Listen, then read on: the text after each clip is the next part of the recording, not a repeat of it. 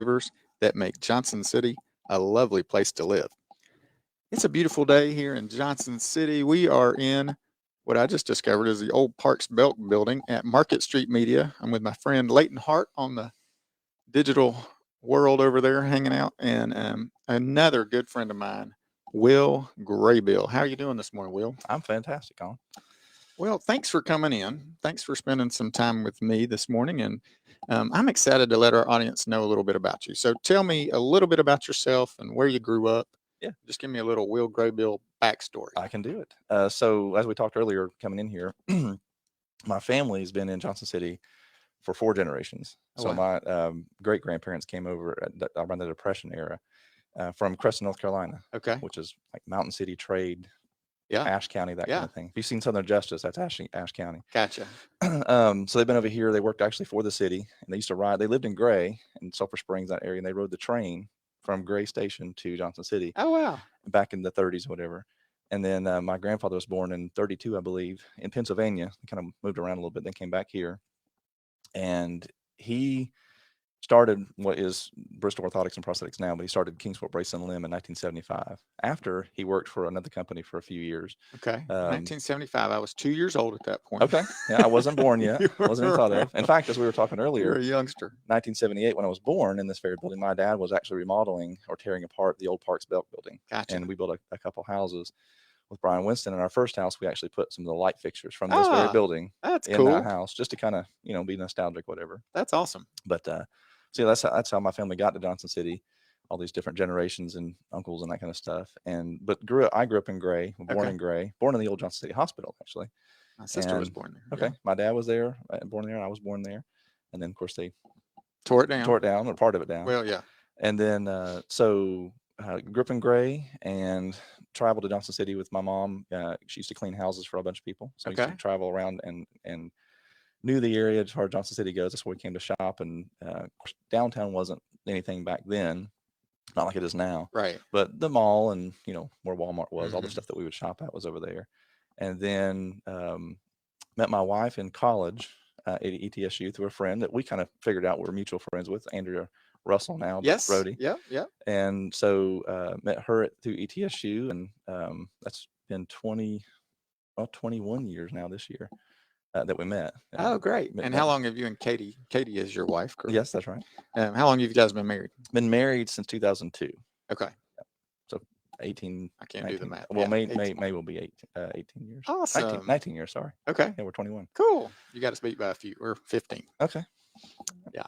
So that's sort of the history of where I'm from and growing up in like I said, Gray, which to me is pretty much, well, it is actually Johnson City now. It is now. We're sprawling out and gonna annex all of it. Yep. And we'll get it all sometime, I'm assuming, as we're growing.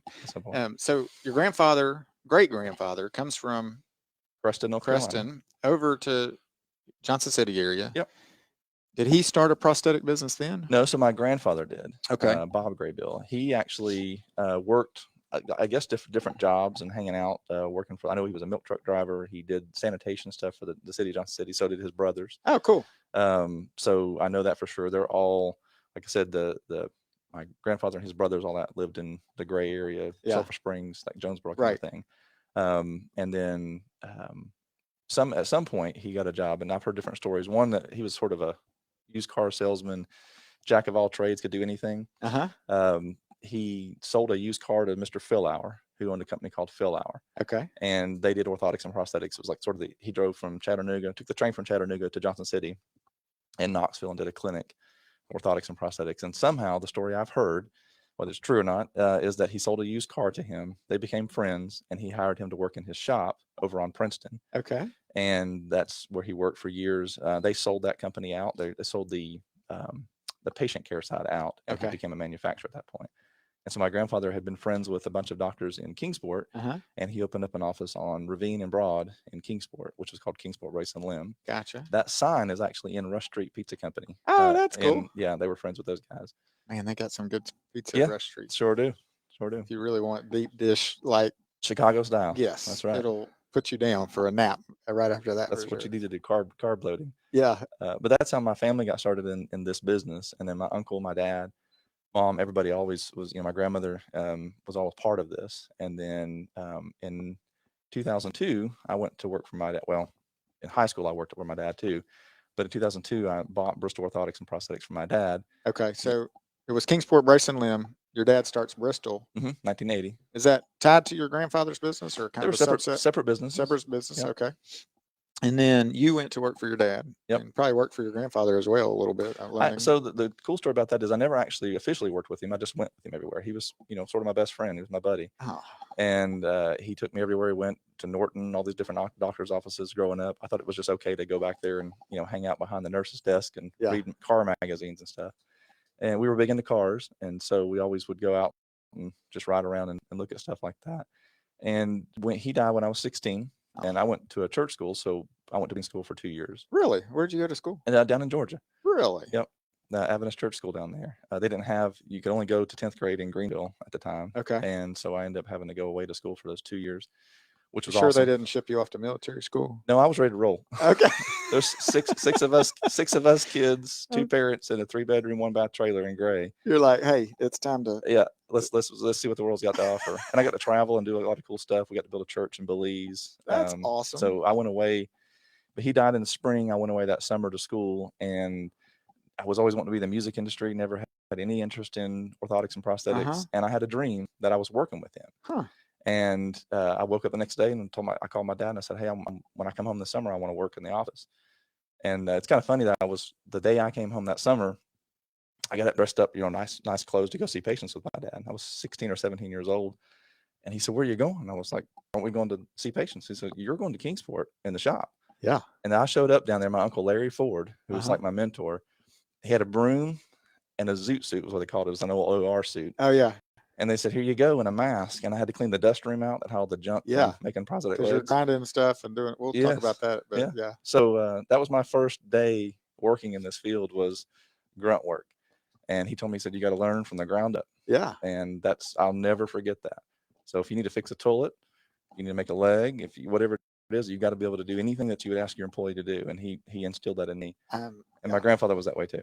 I don't know where that entitlement kind of thing comes from. Like, I didn't get that. I worked hard, you know, growing up too. My parents instilled hard work in me, and I'm so glad they did, and trying to instill that in my boys. And so it's I don't know how I think it's caught probably. If they see you working hard, they're gonna say, okay, it's hard to make people work hard.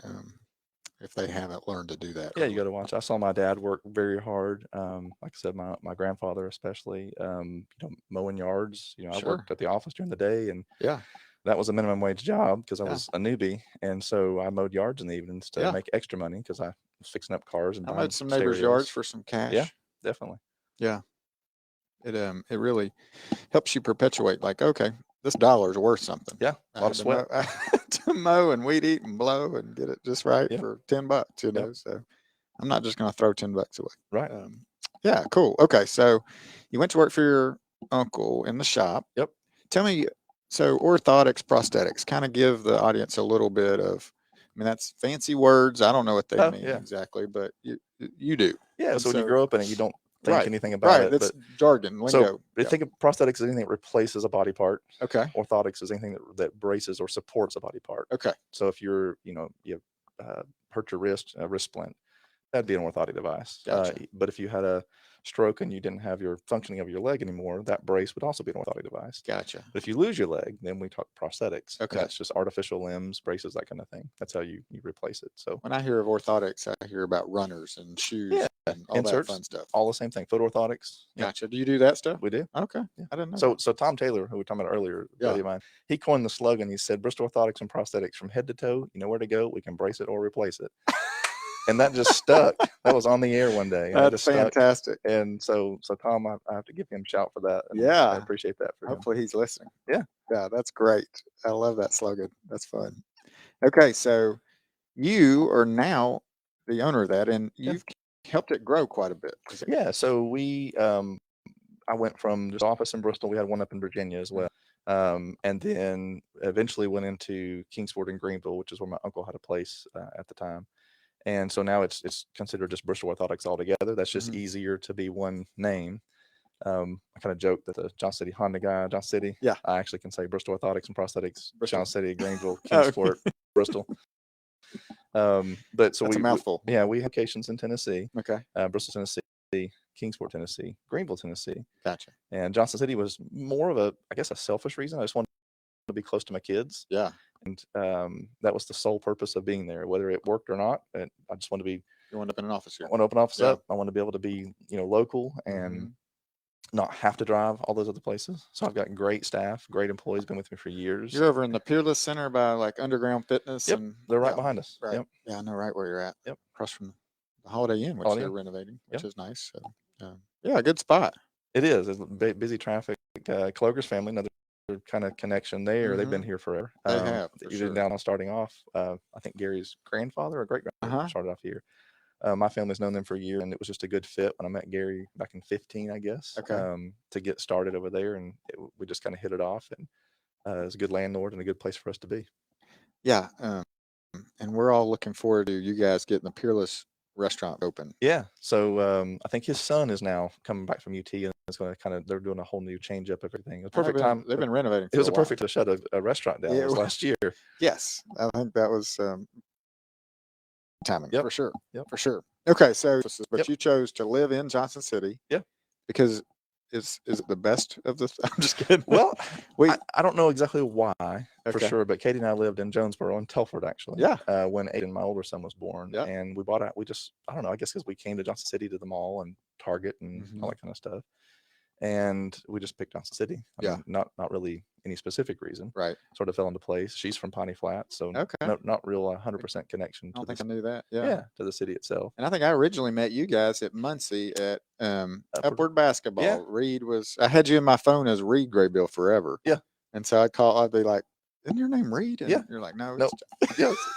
Wrong guy. Joshua Will. Yeah. Yeah. So we met that. You were our famous basketball coach. You looked like one anyway. Yes, I was taller than all the kids for sure, and most of the parents. And that tested my patience. I'm not going to lie. I was like, okay, kids, we're going the wrong direction. Yep. Let's turn around. Our goal's down that way. I think they were like 4 and 5, and Christian. That's right. We had a blast. That was fun. Yeah. And Reed was probably the shortest on the team at the time. I don't know. I think they were all pretty short at that point, but it was fun. I enjoyed it. And my buddy Twan would be I remember him. He'd be refereeing, and so that was the patience. Was the referee? Oh my gosh, yes, he is very patient. He's very patient. Okay, so I just learned that orthotics are braces and prosthetics are limbs that you're adding on. Yeah. And I know in Johnson City, because we have a ton of people that I help move here with real estate stuff, and we help them find houses. But we have a wonderful VA, and it's one of the largest landmass VAs in the country. It is. And so we have a ton of veterans moving here because they've got great health care. And so I would assume, I may be off, but that a lot of veterans would be coming to you. Yeah, they can. So the cool thing about the VA system is that you can choose wherever you get your care from. Okay. And so what they do is they get off them a list of where they go. Gotcha. And they get to choose. That was something that opened up quite a few years ago, just the option. Sure. The VA itself does not provide the care, but they sort of farm that out to independent. And there's different little test things that you have to pass to be part of the VA, like any other government agency kind of thing does, kind of mull those things out. But so the cool thing is if you go, so the VA Mountain Home draws from even as close people east of Knoxville all the way up over into, then there's one in Asheville and there's one in Salem. Right. And there's one in, I think Knoxville has one. It may not be, maybe Murfreesboro. No, I think there's probably one in Knoxville. It's just not as big. I mean, I don't think it's got we that amount of services. We do have a big draw, probably 100-mile radius. Huge draw of veterans for there. And so they actually have an orthodontic prosthetic center that's there. Yeah. And you go there and get, that would be like your primary care type thing. The cool thing is though, it is practitioner led. So it's the therapy clinic. There's a doctor that's there. There are O&P people that are there driving that healthcare vision or that idea of what the patient gets. Gotcha. Not just a physician or not just another provider stating here's what you have to get. It's that team approach saying what's the person want, what are they eligible for, and then here they can get this, and then they get to choose where they go. And we want to give them the best we can give them because they absolutely serve our country. The VA gives things that even Medicare doesn't approve yet. And I think they have really worked to turn it around. I mean, the VA got a bad rap probably 5-10 years ago. Yeah, the VA in general, but I think our VA has been pretty strong. And I think that comes back to the people in our area in Mhm. Johnson City. I mean, again, tell everybody all the time, it's the people here that are Yeah. just so amazing. They Yeah. love one another, and they're going to treat you like they would their brother or cousin or, you Yeah, very know, much so. their own child. And Yeah. so they want you love on these folks, and Yeah. that's probably Christ through you loving on these folks, saying, okay, I'm going to give you the best prosthetic orthotic I can do because that's what I would want done for me. Yeah, it's funny that I totally well, just this past 2 weeks I've had 4 of people that were either my grandfather, uncle, or great uncle, or my dad's patients that still coming to us. And a guy came in last Thursday that I probably helped make his leg when I was in high school. Oh wow, And I remember the guy's name. I remember everything about him. that's And we awesome. got talking, and since the name was different in the Kingsport location, he was like, "Well, and then Graybeal boy's still here." And she's like, "Well, yeah, this is Will." Yeah, And we got to talking. I was like, "Oh, Larry made your leg," and so we that kind of thing. But for me, I guess like Bob Ross watching him paint. yeah, He's able to talk to you, and and you're right, like, "What in the world?" when he gets done. right. How did you come up with that? Yeah. So for me, it's just it does come natural. It's Yeah, all I've ever done, yeah, and so I'm hanging out talking, right, and I'll tell them, I say, "Hey, I'm paying attention, but I like to talk." right, And so if I'm measuring and stuff, and I'm not telling you what I'm doing, hmm I'm aware of it. right. You're kind of But building the leg in your mind yeah, and what because it's going to look like, and then exactly, I can just envision it. But I learned a long time ago. I used to be real technical and yeah, tell them all these things. And this this one guy said, he said, "Son, just make me a leg. right, I don't need to know the details." And I was like, "Okay." And so I learned just to shut up and just talk about their lives. And so you're talking about like Mission Field a few weeks ago. I had a new patient that came in, and pretty recent amputee. And he was telling me what did you like? What's happened in your life? And he's talking about his wife and daughter dying. And mm. I'm thinking, okay, goodness. But and he's not hadn't done much since then. When this happened, it's 1999. Oh wow, And so, the tragedy of losing a limb sounds like it's a tragedy thing, but it's almost like the thing that sparks them back to life. right. And I see so many people come in that get a leg, and that's sort of that pivotal thing in their life that, like, I'm awake. I'm aware of what's going on now. I'm And mobile. I I'm can get mobile. out. I Yeah. can do life again. Yeah. So this guy was just sad for all these years. Sure. And I'm thinking this was a year ago, and it Yeah. was 1999. And then when I saw him just the other day, his whole demeanor is different. "Hey, buddy, what's going on?" And he's into Mustangs, and so we start talking about cars and all that kind of stuff. And the leg is sort of, it's there, Yeah. but he just wants to hang out. Right. And that's we've got these old veterans that come in, and one of them just comes in, and he goes back to the shops. I hang out with my technician Jeff. Yes, And who's a friend of mine. yeah, that's And right. Yeah. yeah, and you introduced me to Jeff and Yep. Samantha. I'm giving them a It's shout always a out. small world. Samantha is a fantastic cleaner. If you need anybody to Absolutely. clean something, she is amazing. Yep. And Jeff is just, I mean, he's a worker bee and a half. And so Yes. he kind of runs your shop, right? Like, And me. and you, and he says, hey, Yesterday we were busy yesterday, and I walked in, and he's like, "All right, man, like, you got anybody? You got a break?" And I was like, "Yeah." He said, "Well, let's get this done." Yeah. I'm like, "Okay." Yes, sir. Let's get going. I love that. That's he motivates me. Tammy does that to me sometimes. Yeah, She'll exactly. be like, hey, you need to get on this. And I'm like, yes, ma'am. I'm on it. I'm a big thinker and a big talker, so Yeah. I need guidance. Same here. So I could get lost in the weeds all Yep. day sometimes, but that's why I've got my little to-do list every day. Yeah. Cool. And now you have 2 boys. I do. Tell me about those guys. Yeah. So Reed is 14 and Aiden is 17. Both of them have been at UH for a few years. Started off at Town Acres and that kind of thing, and then moved up to Ashley Academy. And then Reed went to Indian Trail, and then we got into UH, which has been wonderful. I love UH. I went there 12 years and Were finally they got was it year round back then? It was not year Okay. round. No, it was just like normal. Yeah. And no air conditioning in that place. Right. And oh my gosh, it was They have it now. Oh, that's nice. Some of the rooms will freeze you out, and some of them burn you up. But the cool thing is that year-round part. Yeah. So the boys like that. Right now, they're loving the couch because they pretty much haven't been anywhere. Online. So yeah. So online school and being remote, they literally roll out of bed.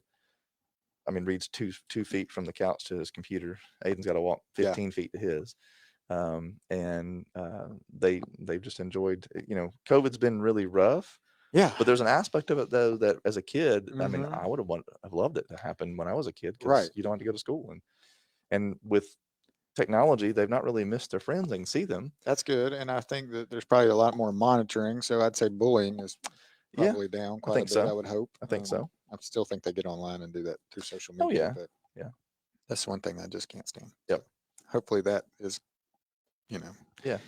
Okay, so grandfather, uncle, anybody else that's been a big influence in your life? So I guess my grandfather would be probably the biggest. He's the one, go pick these rocks up so I bush hog in the field. And Right. at the time I was like, okay. And then now I look back, I'm like, wait a minute, they're not big enough to affect anything. But I realized why. So just the work ethic with him and not being afraid to talk to someone. As a kid, we drive out in the country and he'd be like, hey, go knock on that door and see if they'd sell that old 7-Up sign or that old car in the weeds. And I realized now he was using me because I was a sweet kid and people would talk to me versus this guy wanting your car. He was, encourage you to get out of your comfort zone for one, and then Yeah. the other side of it, cute kid knocking on That's the doors. right. So we bought many cars together and signs off of buildings because he taught me to knock and talk to someone. And so my son Aiden is very much like that, just talk to a fence post. He really is talkative. I love. He is. He's amazing and got an amazing brain too. Way smarter than me. I have to Google everything. Sitting there, I'm like, really? This kid is brilliant. And then Reed comes in with he's the technical computer guy. So he's like, Dad, I'm going to build this PC, and I have no clue what he's talking about. You're like, sure, whatever. Sounds good. I do know how to block internet stuff. That's so good. I've got an app. Right. I know that, and that's all that matters. That's right. Like I got you build it, but I'm only going to allow access to it for a certain amount of time. I think that's great. We got to protect our kids. So my grandfather was a big influence in that way. My dad's accountant, Roger Sikorsky, who passed away several years ago. He was a huge influence because my dad trusted me to come in and run this company for him when I was still in college at ETSU. And they were going to sell the business at the time. And I came and said, hey, just give me a shot. Let me, what this guy's doing is stuff I'm doing in school. Right. I was 21 years old, 22 at the time. Wow. And so he took me to Roger and said he can have access to whatever he needs. And we took it and from a sole proprietor, incorporated it and all this stuff. And, I learned a lot in 2002. Sure. And then Mike McKinney is a teacher at ETSU. Okay. And he took me under his wing. He and Dr. Jafar Alavi, those were my advisors. Okay. And they, out of their way, came into the office and helped, gave me books, Tennessee Code annotated books on how to start LLCs and partnerships and that kind of stuff. So That's all awesome. those people. And then recently, we talked about this, the Matthew McConaughey book, Green Lights. Really, really rocked my world and just showed me that, during COVID and all this different stressful stuff, I kind of lost my head on just the faith of just taking a stab at life. Right. And I listened to this book. And I'm like, wait a minute. Where's that Will Graybeal that was not afraid of anything and just go out and open up an office or just decide we're going to have kids. Let's just do this. Right. And not really plan it too much out. Right. I kind of lost that, and I got that back with that book. So that was a big, huge influence. If any guy out there that really any guy I think would benefit from it. Whether my kids quote it, we've listened to it several times. Oh, that's great. It's a little rough sometimes, sure. language wise, but it's real. Right. And my boys have, they'll ride on the road and they'll be like, there's some quotes, he always says green light about something in there. And the boys they picked up on that. And, just me listening to a book for me, and they've grown from that too. Well, and I've asked some of the other guests on here about fear, right? So you're 21, 22, you're taking over established business, family, you had family, so you had a little support. Yeah. But just overcoming the fear to do it, right? I mean, I think a lot of people get paralyzed and they start worrying, and thank you for sharing that you were a little concerned during COVID, because I was as well, and I think the whole world was. We don't know, one, are we safe, healthy, we're going to live to see tomorrow, and then two, are we going to have money to feed our families and keep a roof over our head? And so luckily we've done really well through the pandemic. I felt like, even though there was times when all the employees like, hey, nobody's coming in, we have to wear masks, and what are we going to do? And I was like, you know what, ignore the news. We talked about, I don't watch the news. I don't either. Pay attention to it. Don't do social media myself. I just listen to great podcasts. That's what you need to do. Motivation. I listen to Joel Osteen almost every day. Do you? Okay. And that's my ride to work, listening to. Yeah. And that's been a huge help. My uncle got me started on that 2014. And he said, man, listen to this. Help me through some rough times. And I don't know if he ever would know how much that meant to me, but that started me with Joel Osteen, because I was like, I don't listen to some television preacher type thing. Right. And prosperity gospel guy. Yeah. And that's been sort of our church. My kids know, like, oh, what Joel say today kind of thing. Right. But that's been a huge thing for me. And I can relay those stories and corny jokes to my patients, and puts me in a good mood to go in and live life, I guess. Yeah. We do affirmations on the way to school every day. And so we're, putting our brain, we're charging our brain with good stuff, because the world is not full of good stuff. And No. so you have to be intentional about programming yourself. And so I love listening to motivational stuff, good things. Yeah. So that's cool. That's cool. So yeah, fighting fear. I think a lot of times you just got to jump in there and do it. Yeah. And I think, so congratulations on just jumping in and doing it. And it's turned out pretty well for you. I think it goes back to just, my family always encouraged me as a kid. It was just like, well, when I was little, they called me Willie. It's like, well, Willie can do it. Yeah. And that's kind of the motivation. Yes. And even to this day, my employees be like, well, until it's overflowing. I'm like, okay, we'll go in there and let's do it this way. Let's figure it out. I don't know, man. YouTube it. That's a big thing at the office right now anymore. It's like we just got on YouTube. We didn't have YouTube growing up. No. We were like, we got to figure this out. Yeah. We'll take the toilet apart. Yep. Rebuild it. So I think just those kind of things, and listen to what I was telling you. I listened to your and Raphael's podcast. Yeah. And hearing him talking about open up a restaurant and COVID and all that and what happened, and he's like, I'm sure maybe scared to death at some point. Yeah. But they're rocking it and doing great. And I was just at Stir Fry a couple weeks ago in Kingsport. Yeah.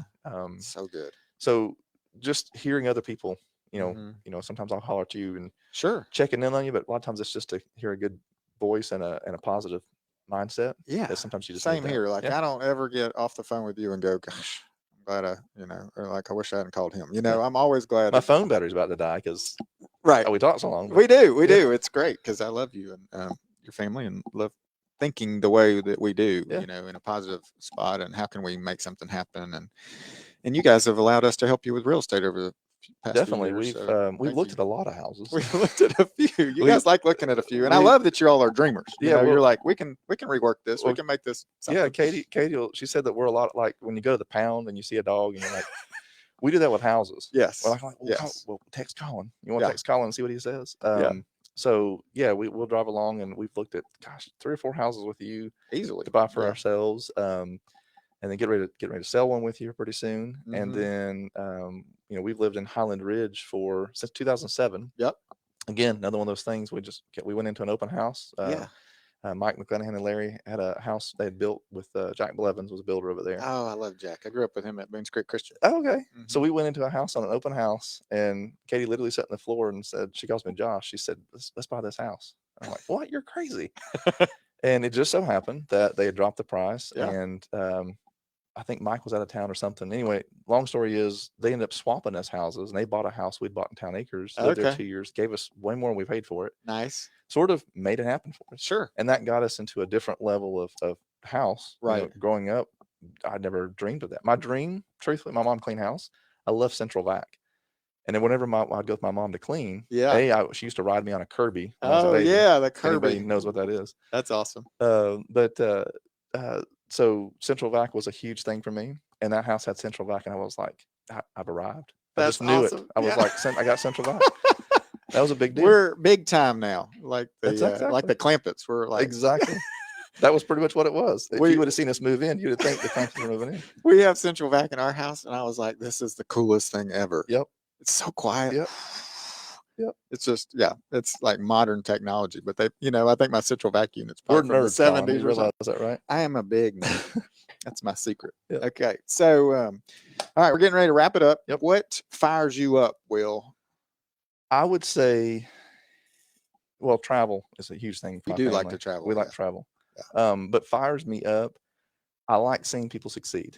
So I don't care if it's anything I know about. You can be like, hey, I'm going to go build Adobe houses out in the desert. Man, let's go do it. Let's go do it. I will research. If you tell me you want to find a car, I will wear it out. Yes. I wish I'd known that. I just did that with you. Yeah. I should have called you. I would love that trip. Yeah. But I think that what fires me up is seeing people succeed, whether it's me, my family, or just anybody. I don't care if you're just somebody off the street. I just like to see people succeed, and it's exciting.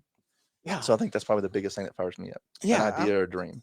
I love it. And I'm right there with you. I want people to reach their full potential. I want them to stretch and grow and be more than they ever dreamed they could be. And I think that's where the Lord prompts you a lot to lead you into conversations with other people like this, or puts opportunities in front of you. And that's where you have to step out and fight the fear and jump in and do that. So I'm glad that gets you fired up. That's right. And so this will drop Friday. We'll be talking about that. And then, what is your favorite donut in Johnson City? We're getting ready to do a little donut tasting this week. And I want to know what. Yeah. What's So your favorite donut recently, and you're pretty healthy. I'm going to tell the well, audience that he eats like chia seeds for breakfast, and I won't go that donuts far. probably aren't on your list very often. So we did switch to a vegan, gluten-free diet about 2 years ago, which has been great for my wife and I. Now my boys eat whatever, but I would say that I'm a big, huge local business guy. Yeah.